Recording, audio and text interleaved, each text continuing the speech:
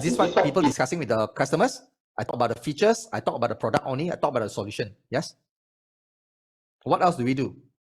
They always talk about tactics. Hey, what can I say? What can I do? What are small things I see a customer immediately buy from me, man? Yes. Go and learn about those things. Bullshit. All right. Tactics doesn't work without a strong mindset. Okay. Without a strong principle, the right principle. Got it? What else do people do? They discuss, they ask people, hey, senior, how can I close the customer? Ask how to close. Yeah. Only think about how to close the customer. Wrong mindset. You see, do you like people closing you? Do you like people closing you? No, right? Can you understand that? You don't like people closing you, what? Then why you do it to other people? See, it doesn't work, right? This is what people think. What else they think? Self-interest. Why they do self-interest? They only talk about self-interest. Wow, if I can close 10 sales, I can go here. If I can close 100 sales, I can go. I still got students that come into training and ask me, Aaron, I want to go on an incentive trip. Because I'm doing unit trust, I want to go on an incentive trip. Because this year, I want to fight for the incentive trip. Self-interest. I say you won't ever be able to go there the moment you think like that. Because you only care about your self-interest. If your customer knew that because you want to go to the incentive trip, you go and sell them and close them, do you think the customer will get angry? Do you think the customer will want to buy from you if they knew? No, right? Can you see that? Self-interest. That is what people are doing. Or what? Some of what? Company interest. Yes? Because if you make money, because I have a job, I take salary, I must do things. Company interest. They only talk about that. Oh, I need to do this. I need to close you. I need to close the sale because of company interest. Yeah. What else? The worst one is this. Transaction. They think about it as a transaction only. I get the sales close equals how many profit to me, how many commission to me. Yes. That's what people thinking, correct or not? Transaction only. And they stop at transaction. Is that what people discussing today? Yeah. Treat customers like a transaction. Only stop at transaction only. So these are the things that kill the sale for you if you continue practicing this way. All right. So you need to change it to what? So how you should be looking at selling right now. Number one, you need to be a leader. This is something new for you. Okay. How do you want to be a leader? Very simple. Have you ever met with some leaders or some person in your life, right, that you felt that you want to become him, you want to become her, you want to follow his footstep, her footstep, you want to do what this person is able to do, and you're willing to be led by this person? One. Have you ever met with that person before in your life? Whatever he tells you, you will just want to do only. Yes? So we must emulate the behavior of a leader. Okay? And you see, right, when you want to lead this person that you're willing to listen to, what do you think the most important traits that he was thinking about and he has, so that you will even want to follow this person? It is this, having your best interest in mind. You know that they have your best interest in mind. Yes? They care for your needs. They have your best interest in mind. Correct? You see, leading other people, right, requires other people to know that you are having other people's best interest in your mind. Yes? Then you want to follow these people, right? If the people only think about themselves, do you want to follow these people? No, right? Same as sales. Be the leader in the sales process. Be the leader in the interaction, so that people will want to follow you and listen to your suggestion and listen to what you have to say. But it requires you to have other people's best interest in mind, not yourself, not your company, not your trip, not the result you want, not your quota. Understand that? Put all your quota away, throw it away. It doesn't help you in making sales. All right? Your quota, your numbers doesn't help you in making sales. Throw all that away. Understood? Okay? So when you want to have other people in mind, best interest in mind, the thing you need to do is you want to guide them to a decision that will best help them to solve the issues and the problems at hand. Understand? So what this means, you are there to help them solve their problem and help them succeed. And you want to focus on functional relationship. Okay, now let me ask you this. Has anyone that you bought from, or do you have a lot of people that you bought from that they end at transaction, after end ready, like the used car salesman, end ready, that's it. Buy house, end ready, that's it. Buy a product, end ready, never call you one. Got it, right? Most of the time, right? So if it's most of the time, what do you think these people are doing? Are they being functional to you, or are they just transactional relationship? Which one? Transactional or functional? Functional means one thing, useful. Anything that is useful that is functional, correct? Not? So are these salespeople being useful to you or not after the transaction? No, right?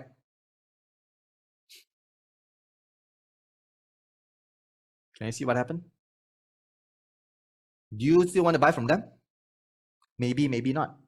They're not being useful. They're not being functional to you. So focus on being useful to your customer. Functional relationship, okay? You want to tell yourself this: I sell because it will help my clients solve their problem, and I will continue to look ways to help my buyer even after the transaction. Is this making sense? Yes? Would you love for the salespeople that you met has this kind of thinking, man? Would you love it? Would you want to keep on dealing with people like this? Would you want to recommend to people like this? Yes, right? So be this person. This is a new mindset you need to have, okay? And then the last thing is you want to find and solve problems. A lot of people say salespeople must be a problem solver. Correct. But if you don't have a problem, how you want to solve the problem? So salespeople, most importantly, is to become a problem finder. Okay? If you are not a problem finder, you won't be able to solve problems. All right? You must highlight problem to people. Then they will notice, okay, should I make a decision to even solve this problem? All right? Got it? So first must become a problem finder, not a problem solver. Later on, you will find tools to do that. So having this mindset in place, this new foundation that you need to look at selling this way, is this different from whatever you learned so far? Yes? Is this very much different from whatever you learned so far? Yes? Correct, right? So here's the thing. When you want to give a summary on all this, what should it mean to you? Today, you have one job in closing. And what is that job? Write this down. Help the person make the best decision for them in their best interest. And that's your only job. This is a principle that you must carry whenever you're doing sales. Helping others to make the best decision for them in their best interest. Is this easier to execute than saying, oh, I have to sell 10 products today because I want to go for a trip? Is this easier to execute? Is it making you one thing, you know what? I want to help 10 people today to make the best decision for them in their best interest, regardless not whether it end up buying from me or not. If the decision doesn't end up buying from you, never mind. Do you help people solve a problem? If you recommend another solution that is not from you, guess what? Does it build trust with the customer? Yes. That's the thinking you must have. Okay? That is the strongest foundation that you need to have. Got it? Because this principle will keep you in the approach of helping, leading, and serving other people. When you want to do sales, the best people that can lead, can help, can serve other people are the ones that always win the salesman. Yeah. Because that's the one that you want to deal with, correct? And this is the same with all your other clients as well. All right? Understand this? And because of this, in order for you to become a problem finder, right? The second principle is for you to be a good doctor, okay? And for you to become a good doctor, right? The key thing you need to be able to execute is this: make accurate diagnosis.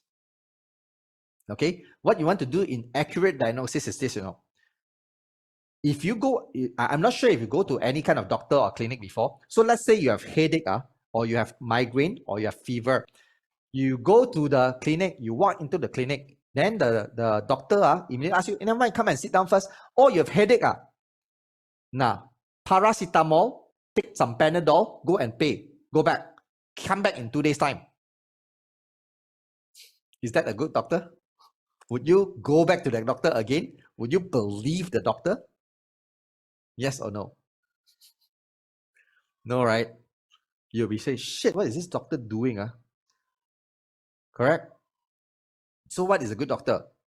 So in order for you to be a good doctor, you must always think this way. You have nothing, for you to accurately diagnose your customer as well, okay? You have nothing to gain but the wealth and health of your customer. The health and wellness of your customer. Understand that?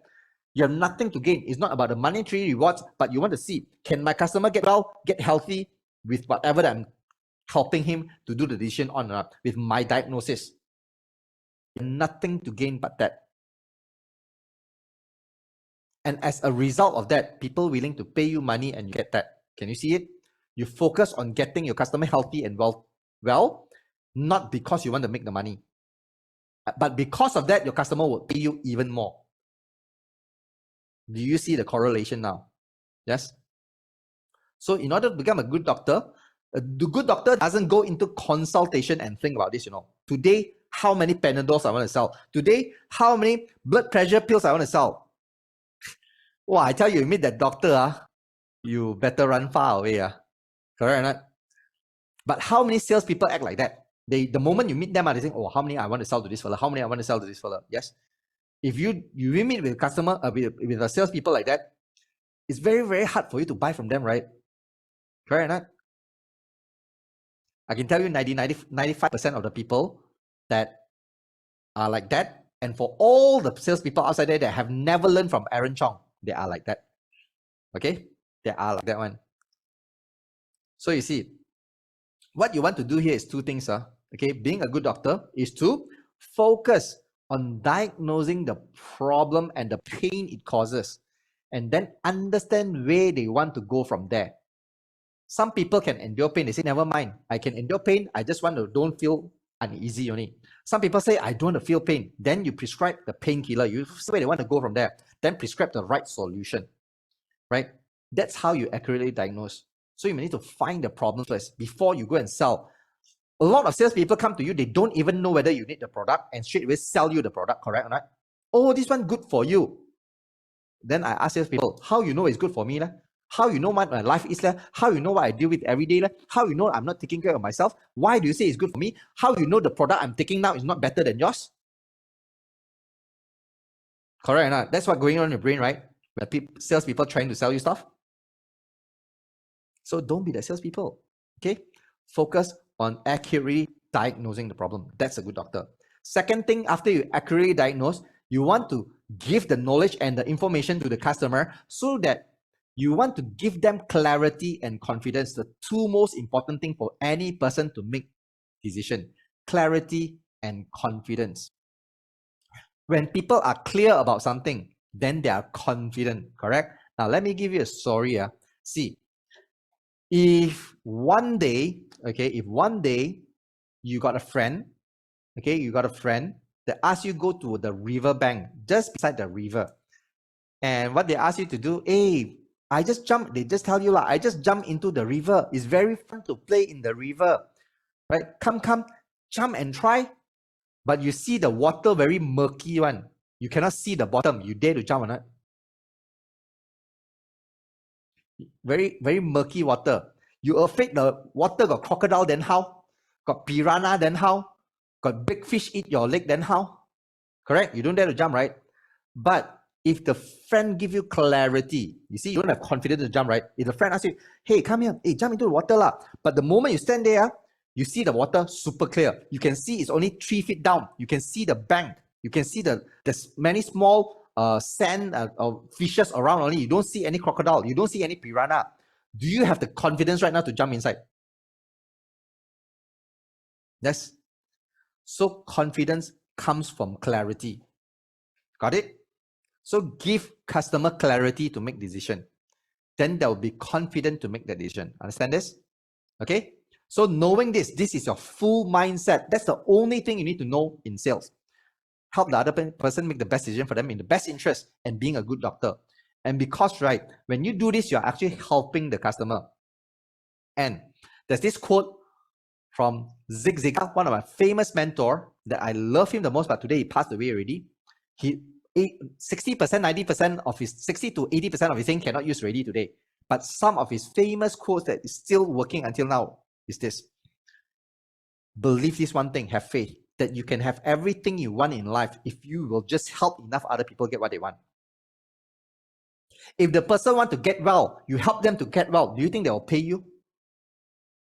And if they pay you, do you think you will get what you want in life? But if you go into any sales situation and thinking, you know what, I want to close you because I want to get well in life, you think people will get you, not? Will give you the things you want, right? No. The first thing you must do, help other people get what they want. When you help them get what they want, they will give you what you want, which is money. Yes? Is that correct or not? Can you see the new Wayne right now? The new foundation that you have? Everybody, are you learning something here? Do you know what exactly you need to approach the sales? What kind of mentality you need to have? As opposed to whatever that you've been learning so far. Yeah? Most people teach you must close the sales. They teach you what? A, B, C. Always be closing. Bullshit. Remove that. ABC in my dictionary means what? Always be caring. Care enough for your customer, all right? Always be caring. Don't freaking go and sell a solution or a product or a service to people when you don't even know what problem people have. Understand that?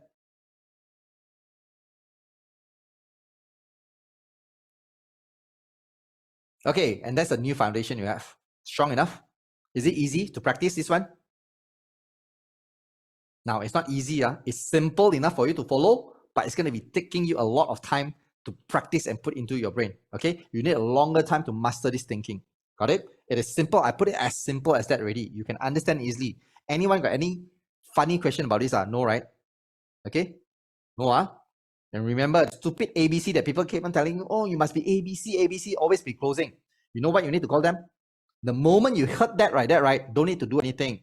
Remove yourself from that training. Remove yourself from the group, from the leader. Don't listen to bullshit. If you listen to bullshit, you do bullshit. You understand? You listen to real people, to real things, to truthful people. You'll do the truthful things. You do the real things that will get you the results. Too many times people have been listening to the wrong people. And that's the reason that my mentor asked me to come out and teach. I'm also a very selfish person. I don't want to waste my time teaching a lot of people because I know I create competition for myself. But my mentor told me, Aaron, do more good for the society. A lot of people need your help. Many people don't know the things you know. I was like, serious or not? I said, everybody know what I know what. I also go and learn myself. I also go pay other people to learn. Everybody, salespeople must do the same thing, but that's what I think. But I found out no. After I teach 2.5 years, I know no already. And I can tell you, me and my ultimate closers, these 3,000 people that I have within my circle, we have contributed close to 2 billion to Malaysian economy in the last 2.5 years. We have contributed about 2 million, close to 2 billion to the Malaysian economy.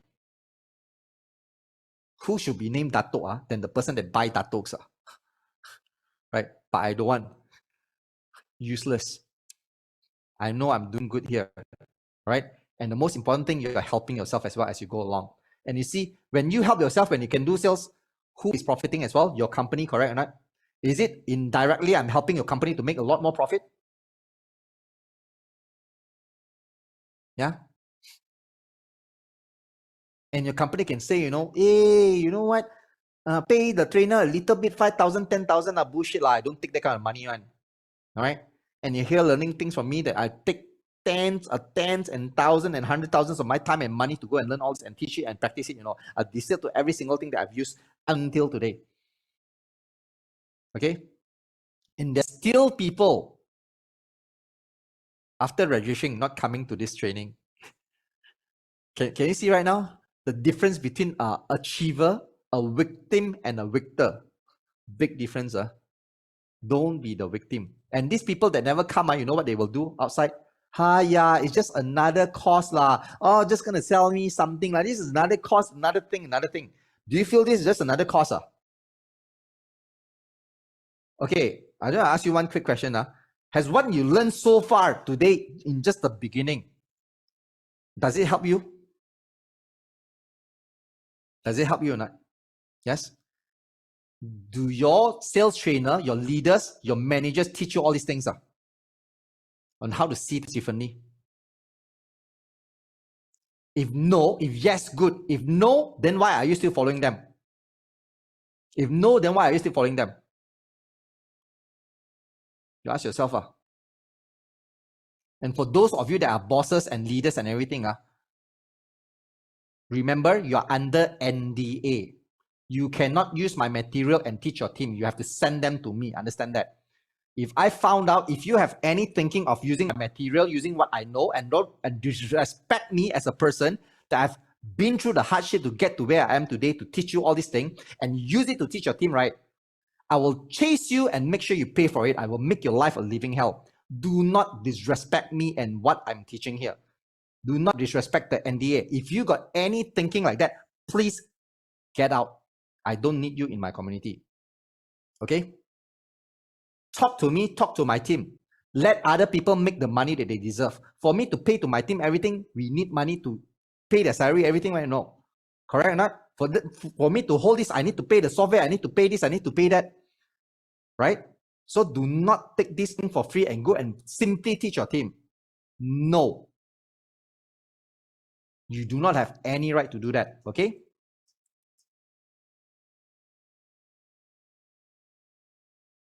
And if any of you think of doing that, right, I can tell you, I can cancel this training. It doesn't cause any losses to me. It doesn't change my life. I can cancel this training, but I'm sure, right, it will affect your life one. So you decide yourself right now. Do you want to respect other people's work? Or do you want to be that person that fucks up all this? Make a decision right now. Good. Thank you very much. And the people that I think there's about like 20% that didn't open the camera one, I know who you are lah. Don't worry, I got your name one. Okay?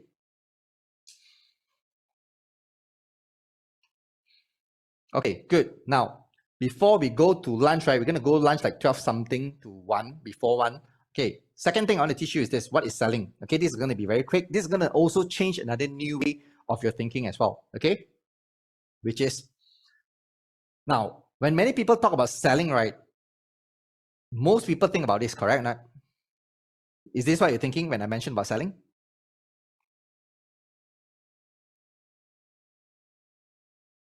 A person taking money from this auntie, and this auntie taking the goods and paying the money. Yes? So what is this? What do you see from this? What do you learn from this? Is money valuable? Is the good valuable? Both valuable, right? But one thing you didn't know. For this auntie, the money is less valuable than the goods that she's receiving, correct? Because selling is an act of exchanging values. Now, let me ask you, would you go and exchange your money for some goods that you know is worth much less than the money that you pay? Would you go and exchange 100 ringgit for 50 ringgit worth of goods? No, right? So, but would you exchange 100 ringgit for 50 ringgit worth of goods that can potentially save your life? There you go. The value of the goods just went up, right? Can you see that? The different situation, different things will affect how people see value. That's the thing that's happening there. Money is very valuable to you because it can do a lot of things, but it also will stop people from spending the money if they found out the value of whatever they're trying to buy is lower than the money that they're going to be giving out. All right? And value is very abstract. It can be very tangible. It can be very intangible as well. But the most valuable things are often intangible. The most valuable sales are often intangible. Do you think LV, Gucci, Prada, they're selling tangible or intangible things? LV, Gucci, Prada. Hermes, not Hermes, Hermes. That's what people say. You think people buy because, oh, I buy a $20 bag and a $10,000 bag, also same thing, I can carry my things, right? People are buying what? Face. They are buying face value. Can you see that? I carry this, people will respect me. I carry this, I'm a higher group of people. Yes? That's why people are buying. And why they can sell so damn expensive is because of that. When you see the things can sell the most expensive one, what people value most in life is what? Status. Now, how do you want to define value? When we talk about value, a lot of people don't know how to define value. How do you want to define value? What is value? Let me teach you. Value is the degree of importance something places onto something. Someone places that thing, if they say it's important to me, it's valuable to me. Okay? That is value, my friends. I'm sure you learn about a lot of people talk, oh, sell value, talk value, this value, that value, but they never explain to you what is value. Okay? Value is only one word you need to understand. Find out what is important to other people. What is important is valuable. Would you agree or not? If it's not important, do you think we'll go and do the thing? Like this class, if it's not important for you to solve your problem, would you even spend your time to come here? No, right? Because it's important to you. Okay? You must think of what is important. Then it's valuable to you. Okay? So, knowing this, right? Selling is also an act of persuasion. Now, why do I say this? Okay, look. When you want to sell something, you want to get people to take out their wallet and give you the money so they can take away the goods from you, correct? Right? And then you can take the difference, the commission, everything in between, right? So, persuasion is what you know. The action and process of persuading someone or being persuaded to do or believe something. Which one do you think is more important? The most important word here. Everything that you read, which one is the most important word? There you go. Very good. It's belief. Because a lot of people trying to get people to do something for their own reasons. And that is what I call as convincing people. You want to convince people to buy is you ask people to do something for your own reasons. And you want to persuade other people. You want to get them to believe that they must buy something or do something for their own reasons. And that's the difference between persuasion and convincing. We do not convince people to buy. We persuade people to buy, to believe something. All right. Now, knowing this, is there any act of persuasion in this photo or not? Do you think there's any persuasion going on around? If yes, where? If no, where? Okay, most people say no, I want to believe something. But let me show you, okay? Let me show you. See, this fella, he don't know he's using this one. But look. Extra sweet pineapple. If I don't see that thing, the cardboard on the pineapple, extra sweet, do you think I will form the belief that this one is sweet or not? Then the moment I see that, then can I go and ask, hey boss, this one's sweet or not? Let me try. Yes? If they don't put it, you won't believe it, what? Correct? It changed your belief a little bit. Where else? The price tag. If they don't put all the price tag, would you believe that they are the cheapest or the most affordable or the best value for money? No, right? If they don't put it up, correct? So they're trying to make you believe that they are selling at a good value compared to the other people that are selling at the same place, correct? So they have to put down the price. But the biggest one that people always miss out is this. All the fruits that are being displayed. So you see, imagine I'm trying to get you to buy fruits as a fruit seller in the market. I keep all my fruits inside the box. In front of me, I say, hey, come buy some orange. Inside the box got some orange. You know what's the thing that people are going to tell me? Hey, you crazy, where got orange? Correct or not? But the moment I put out everything, imagine this woman going to the market, right? And then they suddenly walk through, they saw the fruit. Then they make themselves believe, you know what? wow, the fruit looks like very fresh. They talk to themselves, let me go and check, right? The moment they go and check, they say, wow, look at the fruits, looks so fresh. Should I buy some fruits? And then after that, right, they go and ask themselves, hey, enough buy, which one should I get? How many of you, right, went to the market or went to the supermarket that you only want to buy 3 things, but the moment you go there, you grab that, you grab this, everything you grab. You're being persuaded to buy all the things, yes? Come up with more than what you need. Yes? It's happening subconsciously. One, the point is this. It can happen even without people talking things to you. You understand that? You will take action because you believe it's the right thing to do. Can you see it? It's all persuasion, even though if you cannot see it. And that is why persuasion is so damn powerful. All right? And knowing this, right, what is at the core of persuasion? Why were you taking action to buy something like that when even if you don't want to buy it, you didn't have any plans to buy it? Because core of persuasion is all about influence. And influence means something that have the capacity or the effect on somebody's, most important, behavior. You influence somebody's behavior from not doing this to doing that. Is this making sense so far? Right? In order for you to persuade people, you need to know how influence happens. Okay, and influence about having an effect on somebody's behavior. And my definition, this is Google's definition. My definition of influence is something like this. It's called shaping the perception of the other person. When I want to influence other people, it's me doing something or displaying something or doing whatever to influence how they see something. Okay, that is the perception. And the meaning of perception is this.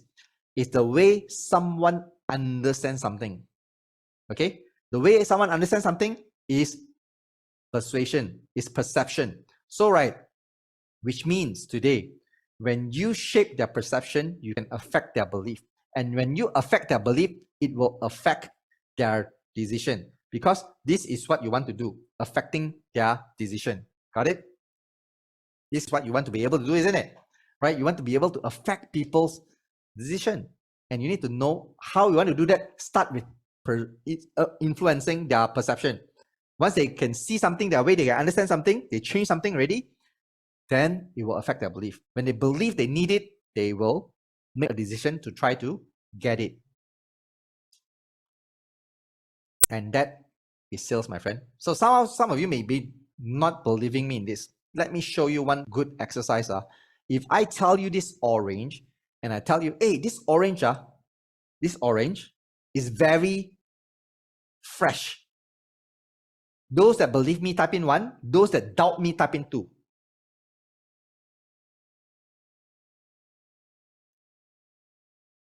Okay, we got a mixed response, right? 1 and 2. But if I just do one thing without telling you it's very fresh, how many of you would agree it's very fresh? Type in 1. Don't agree, type in 2. There you go. Do I need to tell you, hey, this orange very fresh, very fresh? I don't need to tell you anything, right? Did you just change your belief just with one thing that I did? Yes or no? Can you see how powerful influence is on influencing other people's perception? When you change their perception, you can change what they see and believe something. When they believe something some way else, they will change their decision. So conclusion is this. Selling is all about influencing how other people make a decision to buy from you. Not you sell a product, not you sell a service. Sorry, not that. It is all about influencing other people, how they make a decision to buy from you. Okay? Understand this? Do you have a new concept of selling right now? Do you have new understanding about selling? With this statement itself, do you understand what you need to do in sales? Influence their decision and their perception. That's it. Shape their perception. It's not about you, oh, I want to sell this product to you. That doesn't influence other people. That's you trying to convince other people, trying to get something from you, right? You want to influence people with their own beliefs, all right? Got it? And that is selling, my friends, okay? And that is selling. So, right, next, we're going to be talking about buying decision and ultimate closing formula. Okay, these two things come hand in hand. We're going to be talking about buying decision first, then after that we're going to go for lunch, come back, we talk about the ultimate closing formula. Okay, how I derive this formula come out from every single thing that I learned and I practiced so far. Okay, now once you understand how influence affect other people's decision, and that is what selling is, so the big question, how do influence happen today? How does influence happen? So let me give you an example, right? You see, before I give you the example, you need to know that our brain see influence messages in two ways. How we understand influence is two ways. Number one is what we call as this peripheral route, which is called the side dish. Okay, side dish. The main dish is called the central route. This is the two parts of any message that you want to give to people to understand, including pictures, including visual, including words, including advertisement you do, including sound, including what you say, right? Because every single information is a message to the brain, correct or not? Would you agree? Visual information to the brain, sound information to the brain, words information to the brain. It's a message that the brain receives. So they separate into two ways, okay? One is side dish, peripheral route, main dish, central route. To make you easier understand right now, this is a dish. Which one do you think is the main dish? Which one is a side dish inside this thing? Inside this salmon stick. I think it's salmon stick or white fish, I don't know. Okay. Main is salmon. Okay, good. The main thing is salmon, correct? Right? Okay, why am I? It's not working. Give me a minute. I check this one first. Why my Apple Pencil is not working?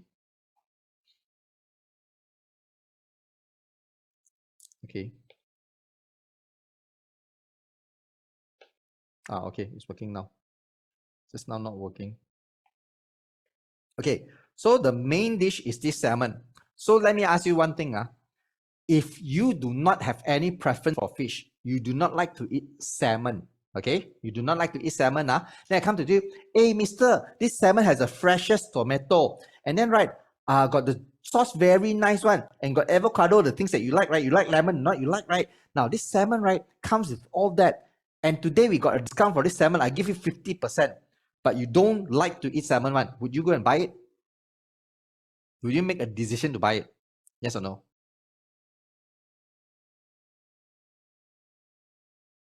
Can you see discount doesn't work? So is discount a side dish or a main dish?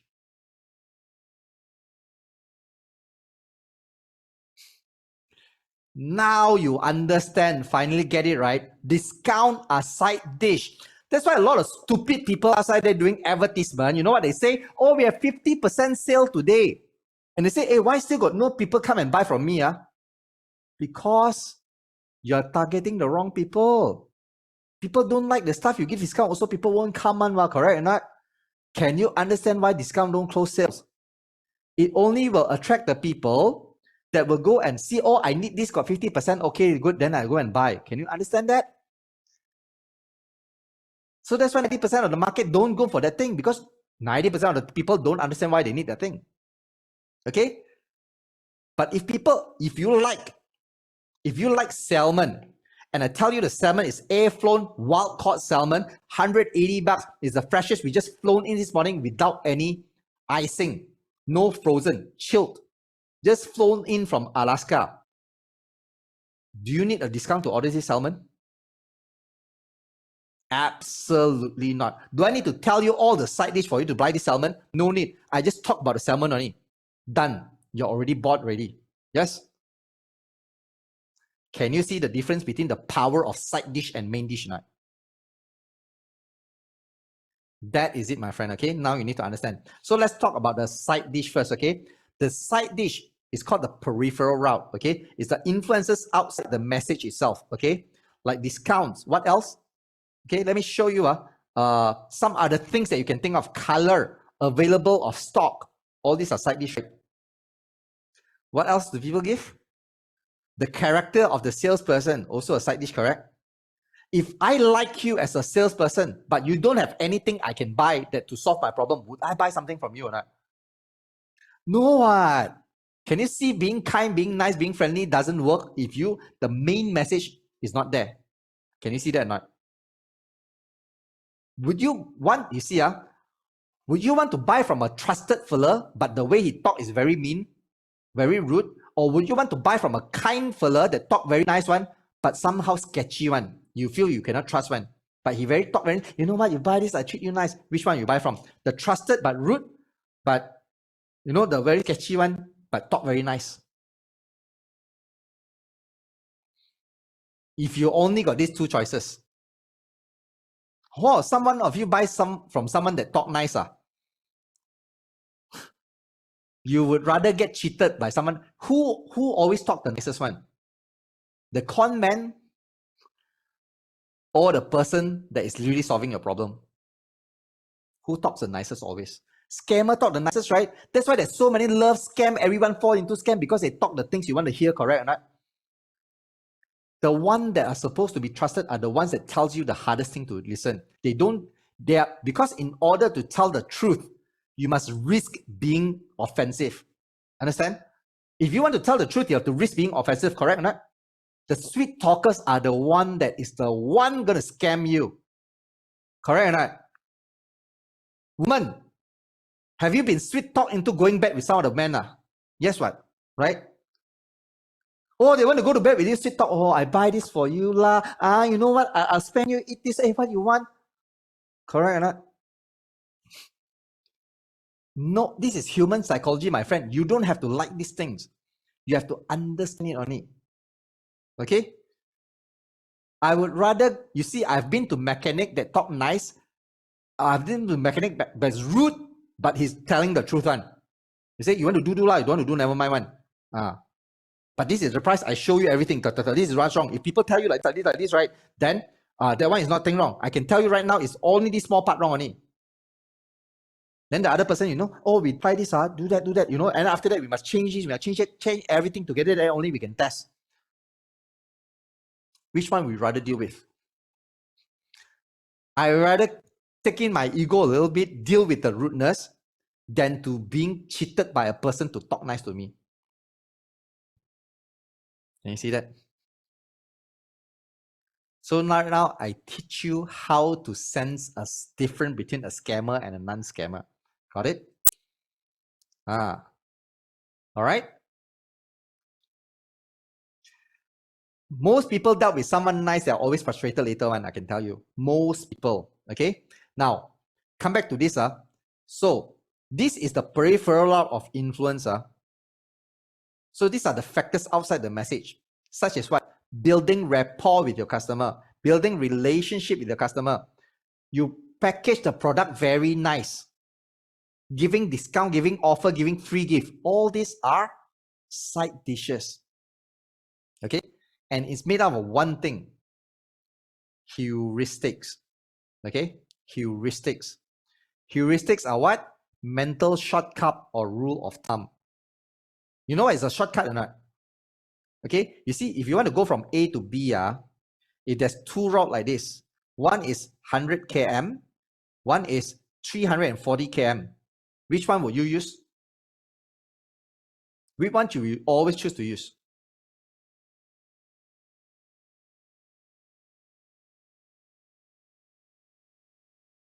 100 km, right?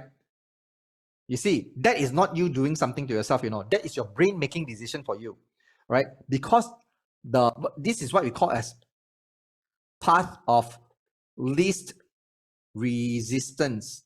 Okay, human brains will always take the path of least resistance to get to where they want, including the highway inside our brain. Whenever we think something, we have highway inside our brain, and we does that. Okay, so that's why we create mental shortcut, and that's why we always use them. Okay, I'm going to show you some example of it. So you see, this mental shortcut that we have, it reduces our brain and the energy that our brain need to use to make decision. Because every single time you make decision, right, it's very hard, correct or not? Especially if someone asks you, hey, sayang, tonight what we eat? Hey dear, tonight what to eat? Is it hard to make the decision? Why you cannot think yourself? Always ask me what to eat. Yes? Afternoon time, hey, lunch what we eat? Oh, I tell you, I rather just follow the group and don't make the decision, correct? I work whole day, make a lot of decision already. And that is why our brain will use this mental shortcut to help us to make the better, not better decision, make the easiest decision, okay? And it helps us to simplify complex things to solve problem. For example, you see, if I ask you 2 times 2, what is the answer? There, you're using mental shortcut. 248 times 592. All your shit lah, Aaron, don't want to calculate. I calculator also not take out lah. Correct or not? Why? Because your brain have to suddenly switch into using a lot of energy. And you say, don't want to calculate lah. You take out calculator. Why you want to use the calculator? Because don't need to use your brain. Can you see that or not? Your brain is always trying to conserve energy. That's why this heuristic will always affect our decision. Are you getting this? And because it affects our decision, it will drive our behavior on what we do. And as a result of that, we do not suspect their impact. Even if I teach you already, right, you will still be affected by this. Okay? You will still be affected by this. Understand? Okay? So, here's the thing. Just to understand this, we got 2 levels of consciousness, Okay? 2 levels of consciousness in our brain. One is called the system 1, which is very fast, very instinctive, which is where all our emotions coming from. Okay? System 1. And then the second level of consciousness is called the system 2, where it's very slow, very logical, and takes a lot of effort to do things. Now, let me ask you one thing. Try to discern what is system 1 and system 2. Today, driving, normal driving, when is it a system 1 and when is it a system 2? Driving.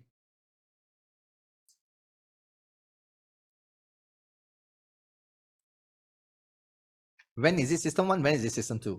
When, I'm asking, when in the driving is a system 1? When is it a system 2?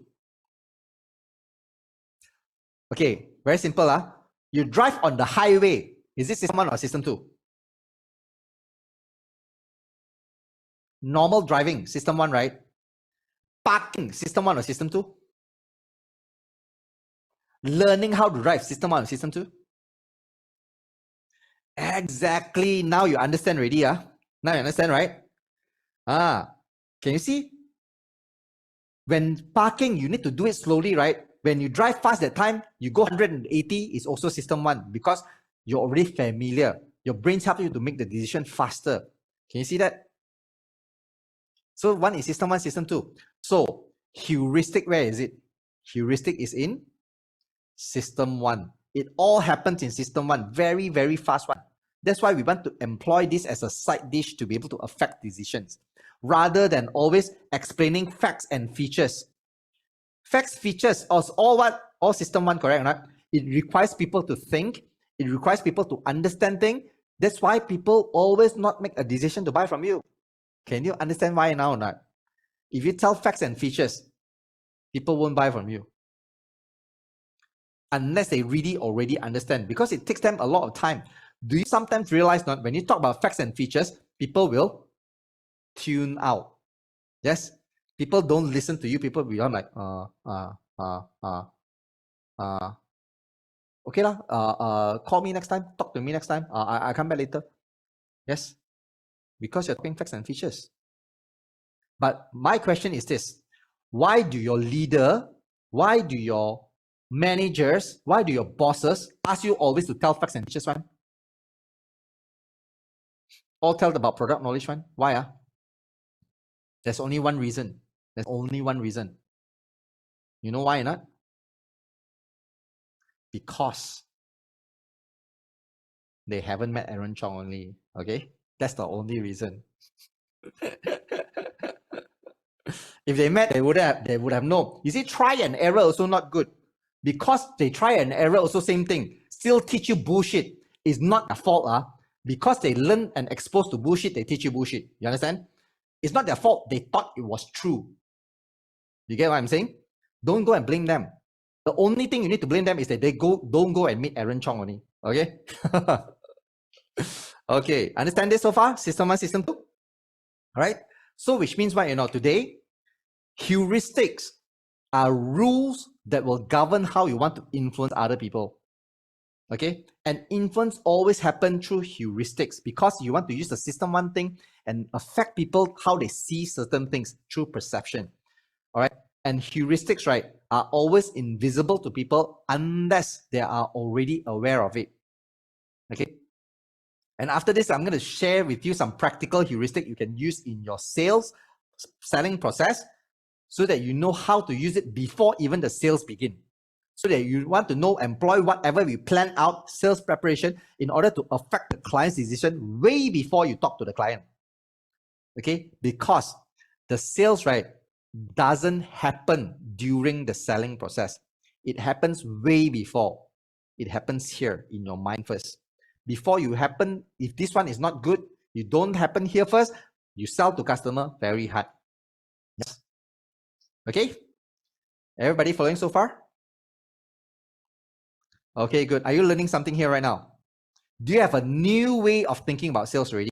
Do you understand sales in a new way? Wow, someone said a lot. We're only just halfway through, I have to scram everything inside, in this 2 days, Okay. Cool. Wonderful. All right. So I'm going to give you about 1 hour to go for lunch because today is not a Friday. So there's no Muslim prayers, no Friday prayers. So you can take your time, go for lunch, everything. We're going to come back in 1 hour time. Okay. We're going to come back in 1 hour time. Take 1 hour for lunch. All right. Now wait, before we go for lunch, how many of you are fired up already? Say, shit, man, this is what I should have known.